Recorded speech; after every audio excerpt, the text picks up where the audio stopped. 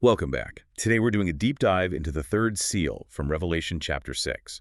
We'll be looking at how this ancient picture of economic collapse, the black horse, its rider, really feels like an alarm bell for today. Especially with, wealth disparity, food security issues. We'll use data right up to October 2025. It's a stark image, isn't it?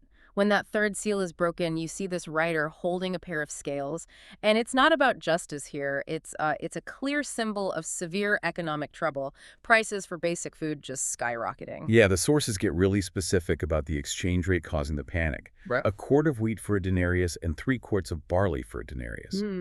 Now, to grasp how bad that is, you have to remember a denarius was basically a Roman worker's entire pay for a day's labor. Exactly. And that day's wage was meant to feed a whole family, maybe 4 or 5 people typically. But a quart of wheat, the Greek koinex, it's about a liter that's just enough food for one person for one day, a bare minimum. So suddenly a whole day of hard work means your family starves. And what's really striking is the suggestion that this scarcity wasn't, well, maybe not entirely natural, like a drought or something. The sources point to history.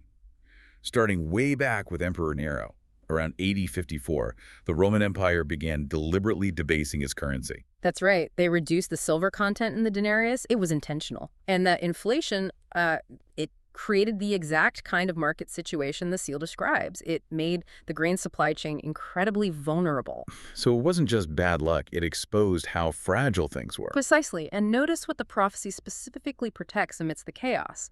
Do not harm the oil and the wine. Those were luxuries. So while the poor struggled even for barley, the essentials for the wealthy were kept safe. It suggests the system was, well, rigged to hit the average person hardest. Okay, so if the ancient issue involved currency manipulation benefiting the powerful, what do the sources say is the root cause, both then and maybe even now? Well, fundamentally, it's presented not as a result of, say, climate change or disease, but something more human. It's described as the greed and the covetousness of the wealthy and powerful who are trying to essentially monopolize all the money. That feels uncomfortably relevant. Yeah. If you look at modern capitalism, you see echoes of this. We have recent reports like from the UN, Oxfam, UBS, current as of 2025, confirming this trend where a small minority, maybe the top 1 to 10%, controls a rapidly growing share of the wealth. And that structure creates a kind of modern version of that denarius crisis. The sources use the term debt slavery. Think about it. The costs for essentials today, particularly housing and education, they're leveraged so high. Even with a decent wage, people get trapped in lifelong debt for basic needs. It prevents actual financial freedom for many. And you see this weird paradox globally with food too, right? In the UN's 2025 SOFI report, it shows about 8.2% of the world population, that 673 million people are undernourished. That number is actually higher than before the pandemic. Yet at the same time, wealthier nations are throwing away massive amounts of food. Exactly. It's a distribution problem, not necessarily a production one. And this leads to a key philosophical point the sources make. The problem isn't just a lack of physical stuff.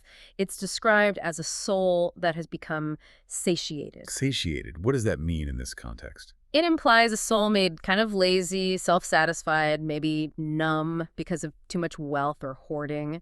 And that state of being then leads to actions, economic policies, consumption habits that actually create scarcity for others. So the root isn't scarcity itself, but a lifestyle driven by, well, greed. Which connects directly to that warning Jesus gave in Luke 12, the parable of the rich fool. Yeah. This guy has a great harvest, plans to tear down his barns, build bigger ones, hoard everything, and just relax. Right, and God calls him a fool because that very night, his life, his soul is demanded back from him. It's a really powerful story condemning that focus on just piling up personal wealth, building bigger barns while ignoring the needs around you.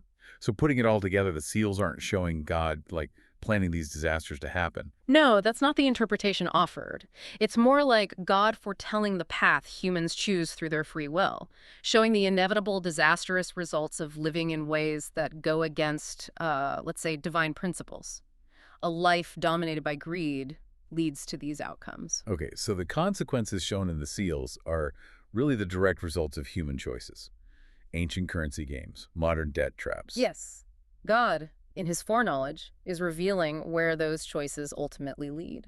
So the final thought for you, our listener, today. The Apostle John wrote in 3 John 1.2, I pray that all may go well with you, and that you may be in good health as it goes well with your soul. Thinking about that parable, the rich fool, and this picture of engineered scarcity, Yeah. are you living just to satisfy personal greed, always trying to enlarge your own barns? Or are you aiming for a life where your physical well-being actually reflects a healthy soul, one that isn't satiated by selfishness? Something to reflect on.